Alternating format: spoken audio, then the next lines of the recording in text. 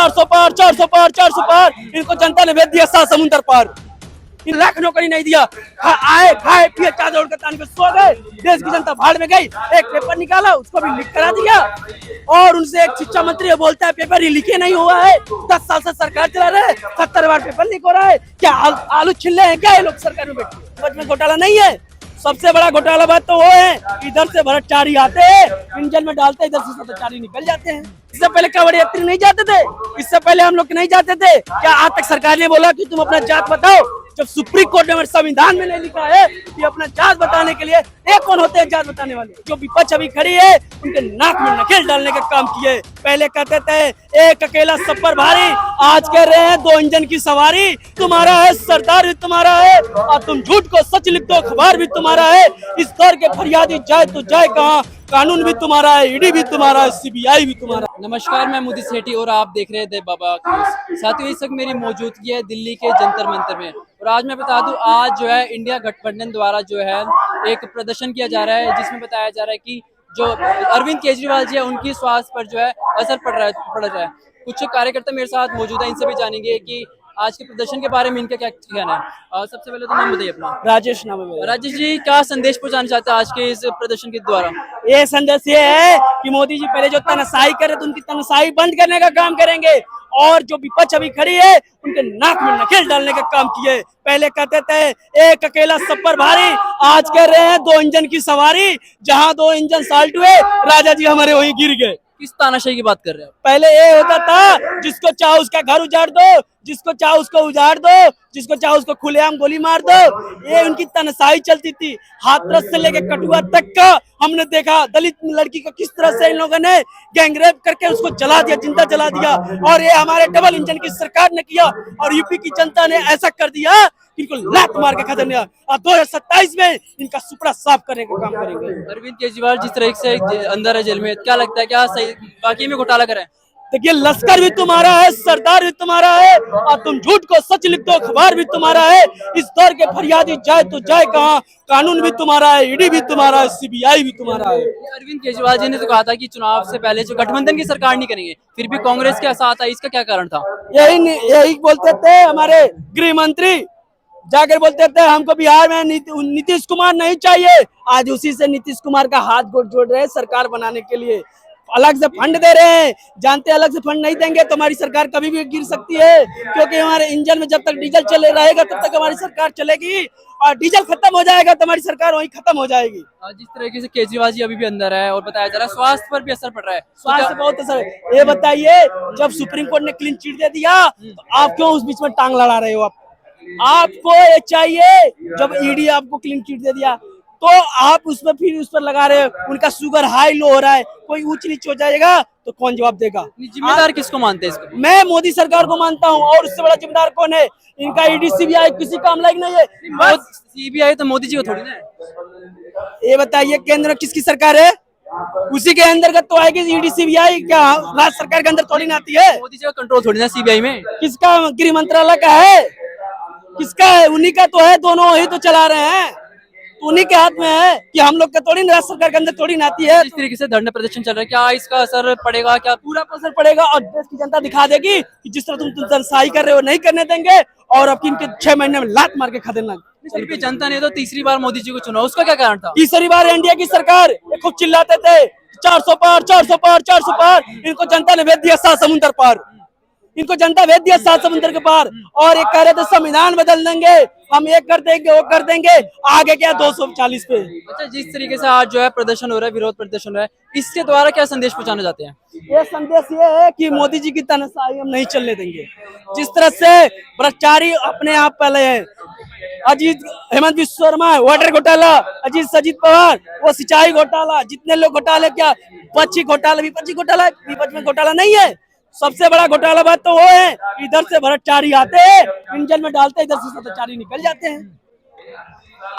अच्छा, जिस तरीके से केजरीवाल जी अंदर है, तो क्या आने वाले चुनाव पे इसका असर पड़ेगा? विधानसभा के चुनाव नजदीक है, बहुत असर पड़ने वाला। देश की जनता जान चुकी है, देश की जनता जान चुकी है किस तरह से इनको फंसाया गया है, और जनता 6 महीने के अंदर इनको दिखाना चालू कर देगी विधानसभा में। एक बात बताइए, न्यायपालिका पे भरोसा है या नहीं है? न्यायपालिका भरोसा है, एकदम पूरा भरोसा है। देखिए न्यायपालिका पे पूरा हमारा भरोसा है। जिस हम लोग मोदी जी थोड़ी ना कि जो सुप्रीम कोर्ट की मानहानि नहीं मानते, हम लोग सुप्रीम कोर्ट को थोड़ी ना, सुप्रीम कोर्ट को तो वो लोग नहीं मानते, हम लोग तो सरकार को मानते, केंद्र को मानते, सुप्रीम कोर्ट को भी मानते, लेकिन ये लोग नहीं मानते। हम और घंटा नहीं फैला रहे, जो सत्य वो बता रहे हैं, जो उनका हकीकत वो बता रहे हैं। हम लोग को पे भी घंटा फैला रहे हैं। अरे हिंदू मुस्लिम की राजनीति तुम कर रहे हो, बैलेट नाम लिखवाने के लिए तुम हिंदू मुस्लिम कौन कर रहा है? हिंदू मुस्लिम कौन कर रहा बीजेपी कर रही है। कैसे कर रही है? ये बताइए, 250 करोड़ का चंदा लेते हैं वीप कंपनी से, आज तक नाम उनका गुप्त रहता है। लेकिन एक सब्जी वाला, आम वाला, फल वाला के पास कहते हैं अपना नाम लिखो। क्या वो 250 करोड़ चंदा वीप कंपनी से लेते हैं, उसका नाम नहीं बताएंगे? आप क्यों नहीं बताएंगे? हॉस्पिटल में चले जाइए, अब बताएंगे क्या हिंदू का खून है, ये मुस्लिम का खून है, इसका खून नहीं लेंगे, हम इसका खून नहीं लेंगे। क्यों नहीं करेंगे? सरकार तो एकता की बात करती है। हाँ? सरकार तो एकता की बात करती है। एकता की बात कर रहे हैं, हिंदू मुस्लिम करना एकता बात है? ये सबसे बड़ा भ्रष्ट सरकार जो हिंदू मुस्लिम की राजनीति कर रहा है, और यूपी की जनता अच्छी तरीके से जान चुकी है। ये कोई बताइए, महंगाई पे बात किए हो, बेरोजगारी पे बात किए हो, शिक्षा पे बात किए हो, किस पे बात की हो, महिलाओं की सुरक्षा बात किए हो? मोदी जी तो 2 करोड़ युवाओं को रोजगार देने का दावा हाँ, 2 करोड़ घंटा दिए ना। कहते हैं महंगाई को 2 बार। बहुत दुखी है बीजेपी के कामों से, और सारा राजनीति कर रहे हैं मोदी जी जुमलेबाजी के नाम पे। तो देश की जनता ने जान चुका है, इन्होंने 2 करोड़ का नौकरी का वादा किया, 2 लाख नौकरी नहीं दिया। आए खाए पिए चादर ओढ़ कर तान के सो गए, देश की जनता भाड़ में गई। एक पेपर निकाला, उसको भी लीक करा दिया, और उनसे एक शिक्षा मंत्री बोलता है पेपर ही लीक नहीं हुआ है। 10 साल से सरकार चला रहे हैं, 70 बार पेपर लीक हो रहा है। क्या आलू छिल रहे हैं क्या ये लोग सरकार में बैठ के? अगर महंगाई की बात करें तो महंगाई की बात करें तो महंगाई सबसे बड़ी मुद्दा है। तो एक गरीब का आदमी एक दूध खरीदने जा रहा है, उस पर जीएसटी ले रहे हैं, तेल खरीदने जा रहा है, उस पर जीएसटी ले रहे हैं, तेल खरीदने सब पे टैक्स ले रहे हैं, और मित्रों का अपने खजाना भर रहे हैं। गरीब आदमी का, जनता का पैर पीछे से निकाल के अपने मित्रों का खजाना भर रहे हैं। आप कार्रवाई तो हो रही है ना? किस पे कार्रवाई हो रही है बता दीजिए, कोई भी एक भी किसी पर कार्रवाई हो तो बता दीजिए। इनकी सरकार है बस ईडी सीबीआई के दम पर चल रही है, न विकास के नाम पर कुछ नहीं है। इनका झुंझुना देने का काम किया इन लोगों ने, 10 सालों में ऐसा कुछ विकास ही नहीं किया। विकास के नाम पर कुछ नहीं किया इन लोगों ने, बस हिंदू मुस्लिम किया है। मोदी जी तो कहते हैं सबका साथ सबका विकास। सबका कैसे साथ नहीं, जनता का साथ, अपने मित्रों का विकास। जनता का साथ लेंगे, अपने मित्रों का विकास करेंगे। मोदी जी का यही लक्ष्य है।